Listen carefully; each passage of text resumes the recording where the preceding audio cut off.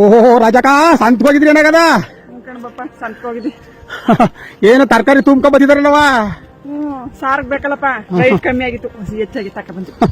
ನಡ್ರಿ ನಡ್ರಿ ಬಿಸ್ಲು.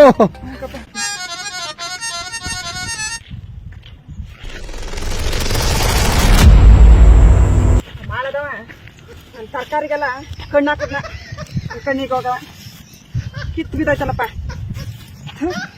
ಯಾಕಣ್ಣ ಒಂದು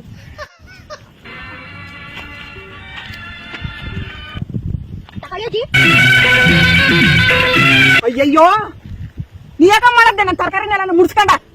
ನಂಗೇನ್ ಕಣ್ಣಿಗೆ ಹೋಗಿದ್ವಾ? ನಾ ಎತ್ಕೊತಿರ್ನಿಲ್ವಾ?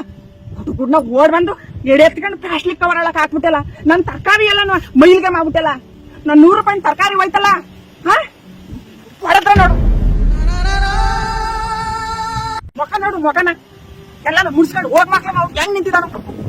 ಇಲ್ಲಿ ಯಾಕೆ ತರಕಾರಿ ಹೋಯ್ತರಿ.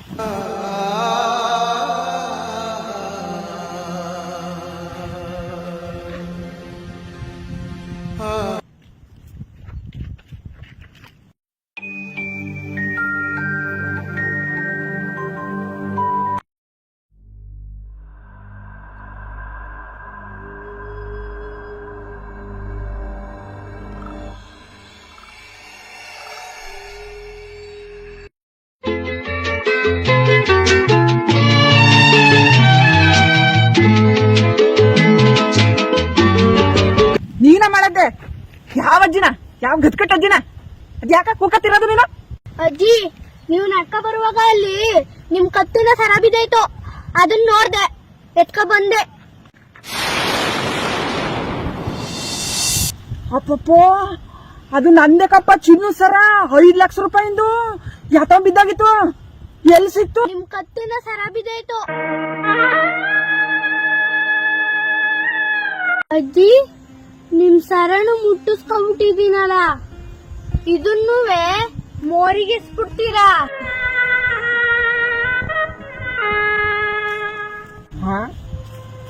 100 ರೂಪಾಯಿ ತರಕಾರಿ ಮೈಲ್ಗಾಯ್ತು ಅಂತಂದ್ರ 5 ಲಕ್ಷ ರೂಪಾಯಿ ಚಿನ್ನಕ್ಕೂ ಮೈಲ್ಗದ್ದ ಹೋಗ ಮಾಡದ್ದೆ. ಅಜ್ಜಿ, ಈ ಮೈಲ್ಗೆ ಅನ್ನೋದು 100 ರೂಪಾಯಿ ತರಕಾರಿ ಮಾತ್ರ ಇರೋದಾ? 5 ಲಕ್ಷ ರೂಪಾಯಿ ಚಿನ್ನಕ್ಕಿಲ್ವಾ ಅಜ್ಜಿ?